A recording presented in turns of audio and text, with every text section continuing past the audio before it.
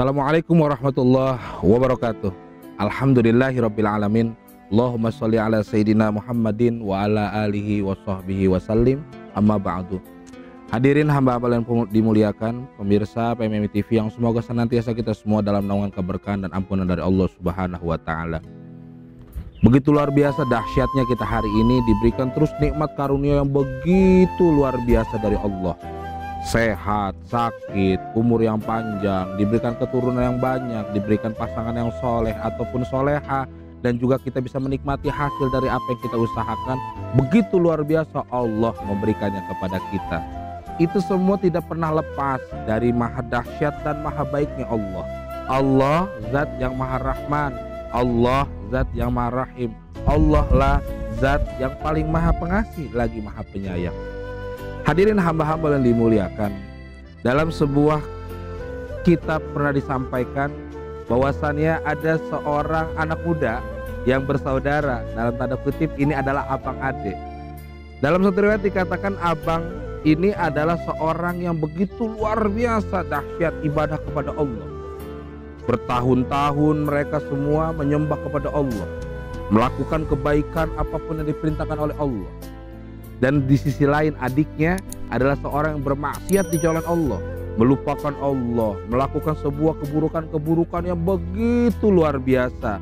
Tanda kutip orang ini adalah orang-orang yang ingkar di hadapan Allah Subhanahu wa taala. Bertahun lama waktu terus berjalan, mereka sibuk dengan aktivitasnya. Yang abang terus giat beribadah kepada Allah, yang adik terus bermaksiat kepada Allah.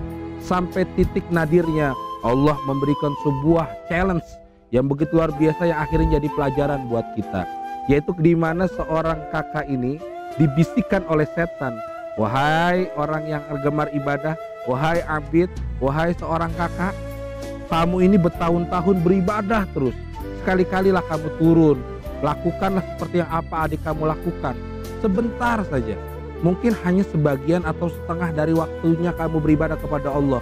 Temui adikmu, lakukan seperti mana dia melakukan kehidupan. Kamu akan merasakan begitu luar biasanya apa yang dilakukan oleh adikmu, yaitu bersenang-senang, berfoya-foya, melakukan keindahan dunia. Lalu di sisi yang lain, adiknya pun mendapatkan bisikan hidayah dari Allah. Ketika terbesit dalam hatinya, ada juga bisikan yang mengatakan, wahai ahlul maksiat, wahai orang yang bermaksiat kepada Allah, sekali-sekali kamu temuinlah abangmu, datanglah ke kakakmu, datangilah saudaramu, datang ke tempatnya, lalu minta keridhaan Allah dengan sama-sama beribadah seperti kakakmu. Lakukanlah itu, karena sudah bertahun-tahun lamanya kamu bermaksiat kepada Allah, maka carilah keridhaan Allah dengan mendatangi kakakmu. Semoga kiranya Allah memberikan petunjuk untukmu. Lalu sang adik dalam hatinya, oh iya ya, kenapa saya gak samperin kakak saya aja, padahal dia adalah seorang yang ahli ibadah. Harusnya dengan hal ini saya akan bisa termudahkan untuk beribadah kepada Allah, karena saya dapat bimbingan dari kakak saya yang emang sudah ahli ibadah, ahli melakukan kebaikan.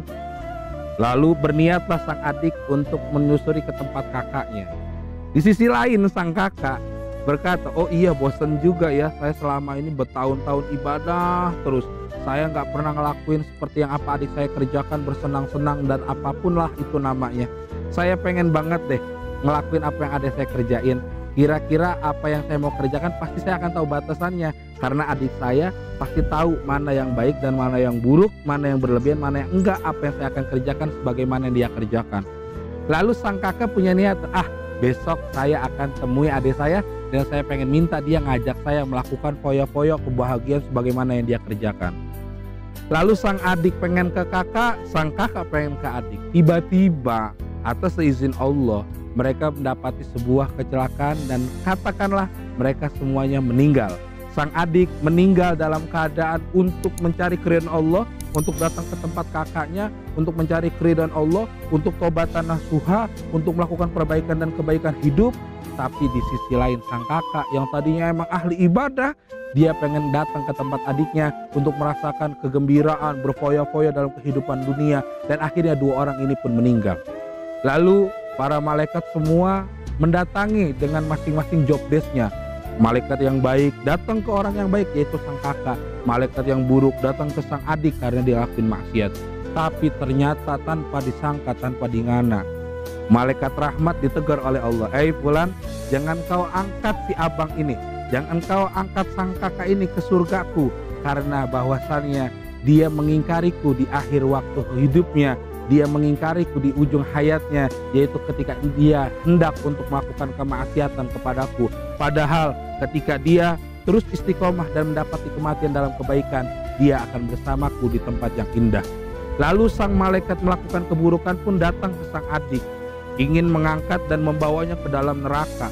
Lalu Allah dengan sifat rahmannya mengatakan kepada malaikat tersebut, bawalah si adik tersebut, bawalah orang tersebut ke surgaku, karena seburuk apapun yang mereka kerjakan, yang ia kerjakan, tapi ketika mendapati hari-hari terakhirnya, dia ingin melakukan perbaikan dan kebaikan hidup untuk mendapatkan keridhoanku, bawa dia ke surgaku. Dan akhirnya sang kakak yang ahli ibadah dimasukkan ke neraka karena dia melakukan seburuk-buruknya di akhir hayatnya. Sedangkan sang adik yang hidupnya bergelimang kemaksiatan dengan dosa, namun di akhir hayatnya dia melakukan perbaikan dan kebaikan hidup, dan ketika pun dia mati, dia kembali ke surganya Allah Subhanahu wa taala. Masya Allah. Hadirin hamba-hamba yang dimuliakan, yang kita bisa ambil hikmahnya dari kisah ini adalah terus kita berusaha dan berupaya melakukan perbaikan dan kebaikan hidup, karena kita tidak pernah tahu kapan mati datangnya. Karena kata Rasul, al-mautu ya'ti baghtatan, mati itu datangnya tiba-tiba, gak pernah tahu kita kapan kita mati. Ataukah 1 menit ini, 2 menit ini, 1 jam ini, 1 hari ini, 1 bulan yang akan datang, atau 1 tahun yang akan datang. Kita nggak pernah tahu kapan kita akan mati. Maka persiapkanlah diri kita untuk mendapati kematian kita yang baik dengan terus berbuat kebaikan, karena kita nggak akan pernah sampai dalam sebuah kebaikan kalau kita nggak pernah melakukan perbaikan dan kebaikan. Terus lakukan sampai akhirnya kita dipanggil oleh Allah dalam melakukan perbaikan dan kebaikan hidup, karena kita tidak akan pernah sampai juga melakukan kebaikan dan perbaikan sebelum kita semua menancapkan diri ini dalam niat untuk berbuat baik. Hadirin hamba-hamba yang dimuliakan pemirsa PMM TV rahimakumullah.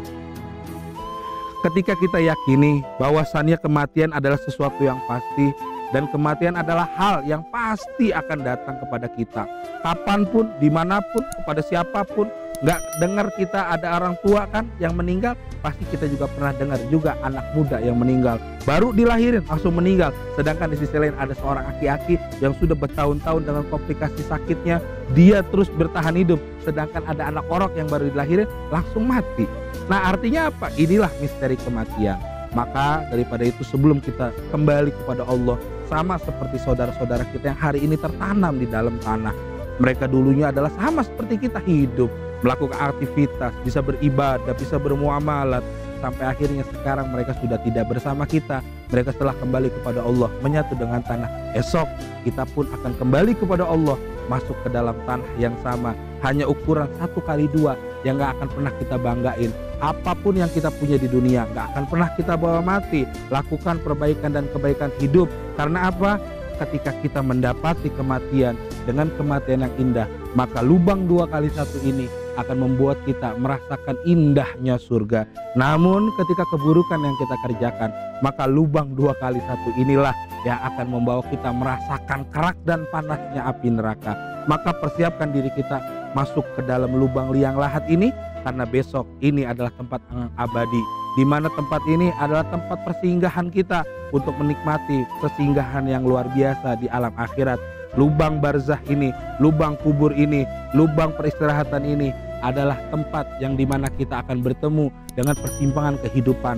Jika dengan persimpangan ini kita lulus menghadapi segala apapun ujian, maka kita akan merasakan nikmatnya akhirat dengan kebaikan. Namun ketika di lubang persimpangan alam barzah ini kita belum bisa melakukan perbaikan dan kebaikan hidup, maka yakinilah kita gak akan pernah merasakan indahnya surga. Nauzubillah, malah kita pun akan masuk ke dalam neraka. Lubang inilah lubang penentu kita, karena besok ketika kita sudah masuk ke lubang ini, kita udah gak bisa sholat, kita nggak bisa ngaji, kita nggak pernah bisa zikir lagi, kita nggak akan pernah bisa menyantuni anak yatim lagi, kita nggak akan pernah bisa ngajar lagi, kita nggak akan pernah bisa ngaji lagi, karena sudah menyatu tubuh kita dengan tanah. Maka persiapkan diri dengan baik sebaik-baiknya, karena mumpung badan kita masih ada ruhnya, kita masih bisa melakukan perbaikan dan kebaikan hidup.